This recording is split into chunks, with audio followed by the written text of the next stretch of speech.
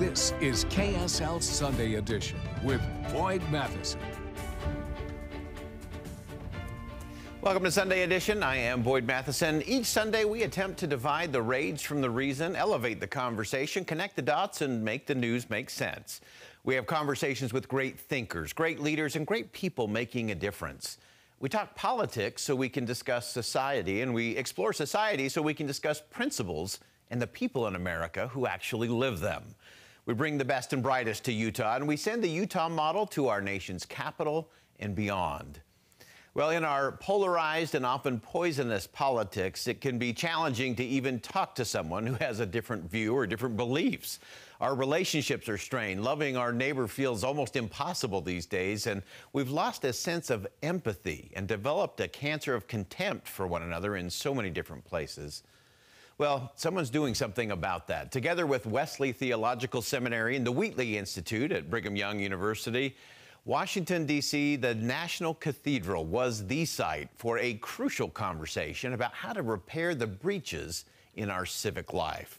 One of those leading and driving these conversations is Judge Thomas Griffith, who served with distinction on the U.S. Court of Appeals for the D.C. Circuit, often referred to as the second highest court of the land.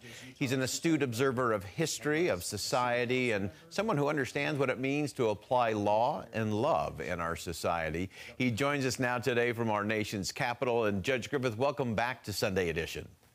Thank you, Boyd. It's an honor to be here. You were part of just a historic and momentous evening in a historic setting at the National Cathedral this past week with Governor Spencer Cox, Governor Wes Moore from Maryland. Give us a sense of the backstory of this and how you got all of these people together for such an important conversation. Yeah, it was a remarkable evening, a remarkable event, and I encourage your folks who are watching to go onto YouTube and find it. The whole event is there. It was just a remarkable evening. It started, as most of these things do, with a simple idea. Greg Prince is a good friend of mine who lives in the Washington, D.C. area. And a year ago, he heard me give some remarks about the importance of the need to overcome the toxic divide that besets our political culture. And he said, I got an idea. He said, I'm on the board at Wesley Theological Seminary and here in Washington, D.C.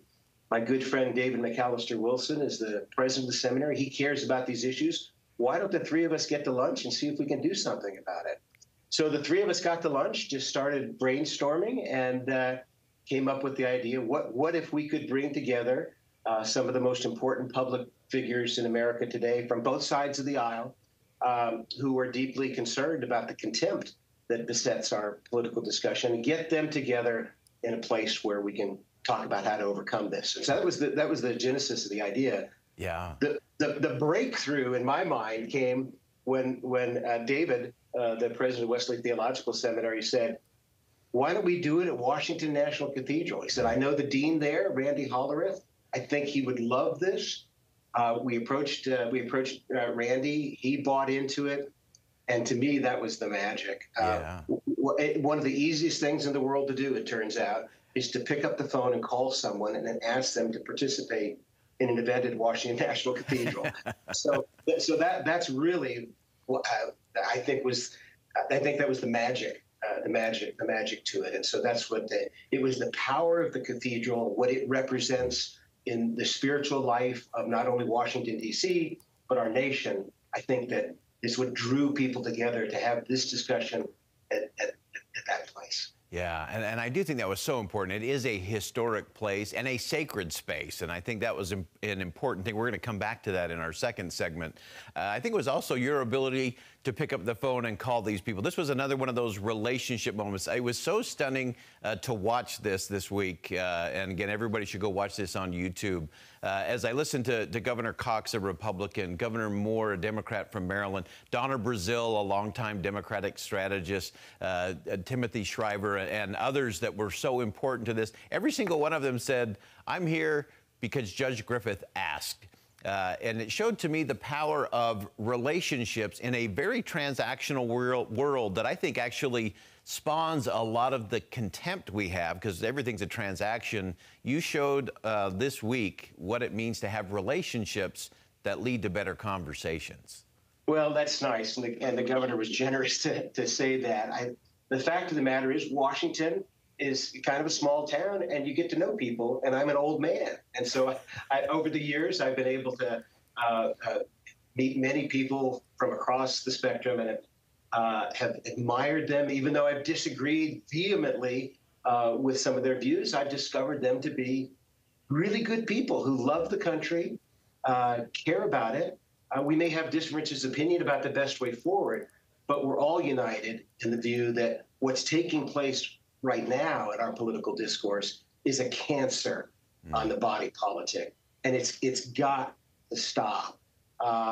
It threatens, in my view, it threatens the Constitution, and it threatens the Republic more than anything else. And so, with that, we're all agreed, and these are some of my dear friends and people I admire a great deal. So it was fun to be able to bring them together in one space to talk about this.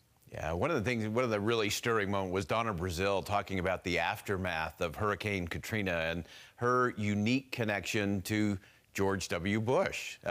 She called him my president. Yeah, yeah, and remember, she ran the campaign for Al Gore that resulted in George W. Bush becoming president. She spent a lot of her life trying to keep George W. Bush from being president, and yet she considers him my president. Yeah, that was. I agree with you. There were many highlights of the event. That was one of them for me as well. Yeah, it was so stirring to hear her say that she actually spent more time in the Oval Office with George Bush than she had with Bill Clinton, and all of those little nuances. I also loved how Governor Moore from Maryland discussed this idea of service being sticky, and that's actually a great way for us to get beyond some of the contempt and misperceptions we have of each other.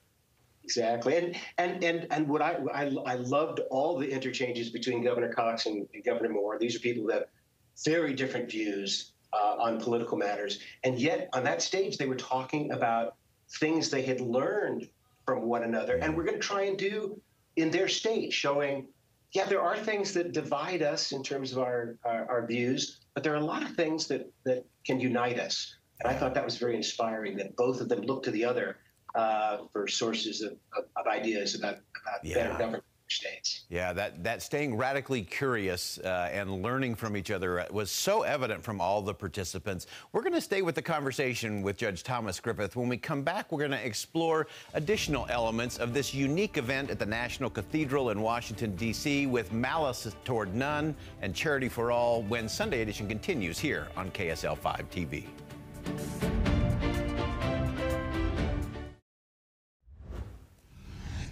Welcome back to Sunday Edition. We're staying with the conversation just a little bit longer with Judge Thomas Griffith. Extraordinary event with Malice Toward None, with Charity for All that took place at the National Cathedral in Washington, D.C. this week. It really was an extraordinary event. And Judge Griffith, as you reflect now on what took place this past week, what's your sense going forward? How do we foster this kind of conversation on a regular basis everywhere in the country?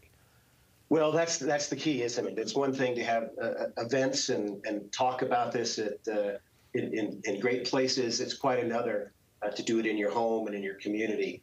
And that's the challenge. But we're hoping that this will inspire people to do just that. Discussions are underway right now about having events like this throughout the nation in sacred spaces, cathedrals, churches, synagogues, mosques, where we bring people together from across the ideological spectrum to talk about how to treat one another with dignity in our political discourse. We're hoping that will inspire people, that they'll go to their homes and communities and practice it there. But that's where the real work that needs to take place. You're exactly right. Yeah, it is. It's what happens around the kitchen table. It's what happens in our homes and our neighborhoods and communities that are really going to drive this for the long haul. And it's interesting, though, how it can be modeled, whether it's in a sacred space or even in the political realm. You have a very unique distinction, Judge, and that is that you introduced in the Senate confirmation hearings two distinctly different potential jurists on the Supreme Court. Amy Coney Barrett on one hand, and then Ketanji Brown Jackson. Just give us a description of that and why that worked and why you were able to do that. Yeah, so listen, I have strongly held views, and if I were president of the United States, I know the type of jurist that I would select.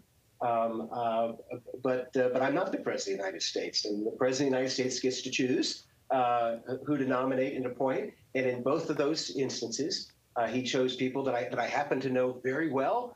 They were colleagues and friends, and I happen to know that both of them are outstanding judges. Justice Barrett has a view of the role of a judge that's a little more like mine than Justice Jackson's is. But you know what? The Supreme Court will be a better place for having differences of opinion and differences of views. And they're both excellent jurists and remarkable people and great patriots. So it was very easy for me when they asked would I testify before the Senate Judiciary Committee on their behalf. It was very easy for me to do that, even though I don't, in the case of Justice Jackson, even though I don't agree with all her views. I was actually on the court that reviewed her work when she was a district court judge, and I reversed her several times. That's fine. We have differences of opinion about things, but she's a great judge, a wonderful person, and a great justice. And so that was easy for me to do. And there was a time when that was not unusual at all, what I did. The fact that it's noteworthy now is a sign that times have changed, and I don't think that's a change. Yeah, for sure. In fact, we always note that Justice Sutherland, the only one with some deep ties to Utah, was actually confirmed while he was out of the country, and it was all within a single day and by unanimous vote.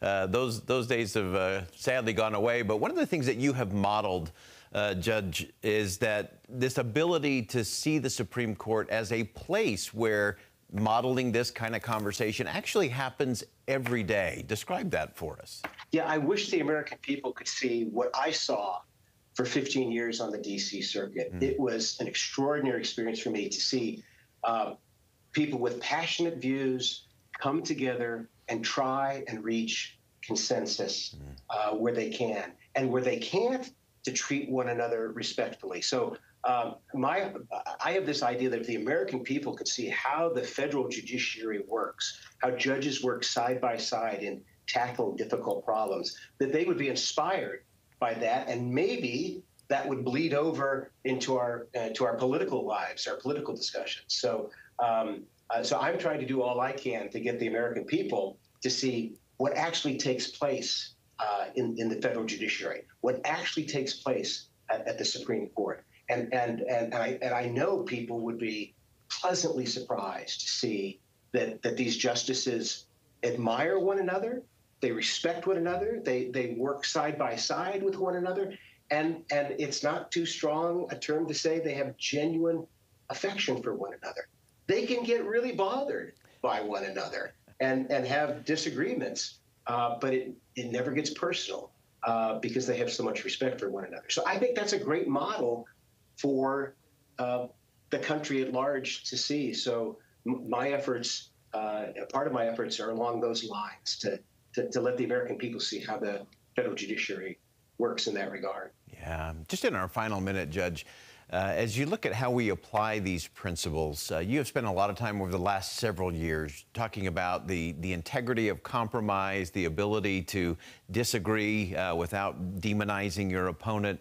Give us just one thing we all ought to think differently or act differently on as we go into our own homes and neighborhoods this week in terms of these contentious issues that we clearly face in the nation. But how do we have that conversation a little bit differently or a little bit better? Well, that's a great question, and that's the big challenge. One thing we need to understand, at least, we're not talking about agreeing on everything. We're Americans. We disagree. We ought to disagree. I don't trust any decision that doesn't come from the product of vigorous disagreement. It's how we disagree, and it's seeing that the person with whom we are disagreeing, in the words of Lincoln, is not our enemy, but our friend.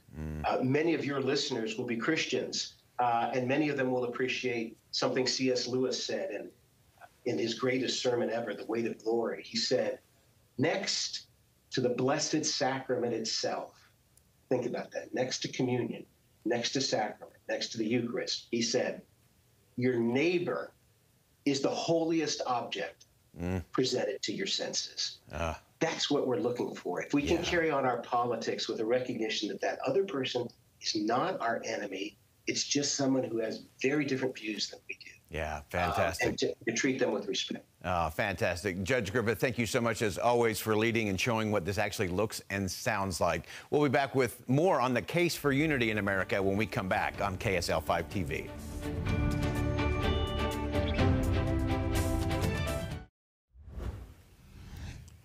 Welcome back to Sunday Edition. You know, calls for unity can be difficult to discern and can seemingly ring a little bit hollow when surrounded by the loud bluster of partisan attacks and overwhelmed by the angry and angst-filled cries of political opponents. There is, however, a whisper from a voice familiar that can be heard down through the ages that unity is actually the key to both political safety and personal prosperity for the people of America. Some have suggested that we should just stop pretending that unity is possible and accept deep division as part of a new national norm here in America.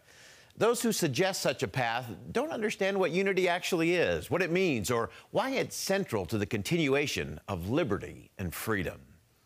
In his farewell address to the nation, President George Washington spent considerable time on the subject of unity. He challenged the citizens to speak of national unity as the palladium of your political safety and prosperity. Now, Webster defines palladium as something that affords effectual defense, protection, and safety. Could national unity actually provide an effectual defense, protection, and safety to the individual liberty and prosperity of the American people? I think it's worth exploring the case for unity laid out by the first president of the United States. Washington had seen division amongst the troops he was charged to lead, between the delegates in Constitutional Convention, and across the self-interested states of the fledgling nation. He knew long before Lincoln that the unity of the Union was really freedom's last best hope on earth. The unity of government, which constitutes you one people, Washington said, is also now dear to you. It is justly so, for it is a main pillar in the edifice of your real independence, the support of your tranquility at home, your peace abroad, of your safety, of your prosperity, and that very liberty which you so highly prize. Now, I would call that a ringing endorsement of unity from the first president. And while Washington had done a lot of the hard work and heavy lifting for the new nation, I love that he ascribed unity, the unity of America, as both the desire and responsibility of we the people. Washington then cautioned and expressed concern that conspiring forces would, for their own gain and purposes, strive to undermine the bounds of unity in the country. He said this, "But as it is easy to foresee that from different causes and from different quarters, much pains will be taken, many artifices employed, to weaken in your minds the conviction of this truth, as this is the point in your political fortress against which the batteries of internal and external enemies will be most constantly and actively, though often covertly and insidiously, directed." Now, I find it fascinating that long before social media and 24/7 cable news, George Washington understood the attacks that would be waged against our unity in this country. He noted the relentless nature and the extraordinary effort that would be taken by those seeking to sow discord covertly and insidiously to weaken the national consciousness and commitment to unity. Ever the pragmatist, Washington proffered wise counsel to his fellow citizens, saying, "It is of infinite moment that you should properly estimate the immense value of your national union to your collective and individual happiness, that you should cherish a cordial, habitual, and immovable attachment to it, accustoming yourselves to think and speak of it as the palladium of your political safety and prosperity, watching for its preservation with jealous anxiety, discountenancing whatever may suggest even a suspicion that it can in any event be abandoned, and indignantly frowning upon the first dawning of every attempt to alienate any portion of our country from the rest, or to enfeeble the sacred ties which now link together the various parts." Washington concluded this section of his farewell address with a clarion call for unity. He said, "For this you have every inducement of sympathy and interest, citizens by birth or choice of a common country. That country has a right to concentrate your affections. The name of American, which belongs to you in your national capacity, must always exalt the just pride of patriotism more than any appellation derived from local discriminations." With slight shades of differences, he said, "You have the same religion, manners, habits, and political principles. You have in a common cause fought and triumphed together. The independence and liberty you possess are the work of joint counsels and joint efforts of common dangers, sufferings, and successes." Each of those lines from George Washington are deserving of serious study, serious celebration, and actually emulation by all of us. I have found them to be as timely as they are timeless. The palladium of unity is paramount to preserving this nation. Everything we love and hold dear in America is dependent on us being the United States of America. We must never allow anything or anyone to so divide the people of this nation that liberty is put in peril. Disagreements about public policy, politics, or even the people chosen to lead are to be expected and actually should be embraced in this country. The unity of America is strengthened by embracing the complexity of our people and our history and valuing the diversity of individual opinion and individual thought. Now, the road ahead will test the very prospects and promises of the America George Washington fought for and the fears he warned of in his farewell address. The effectual defense and protection of the palladium of American unity must be bolstered in order to withstand the relentless and divisive assaults of our day. And I believe it's within that calm and quiet space of unity that the whispers from history can yet be heard and can be heeded by the citizens of America. Hearkening to such whispers will, in the end, nudge each of us and lead all of us towards the establishment of a more perfect union.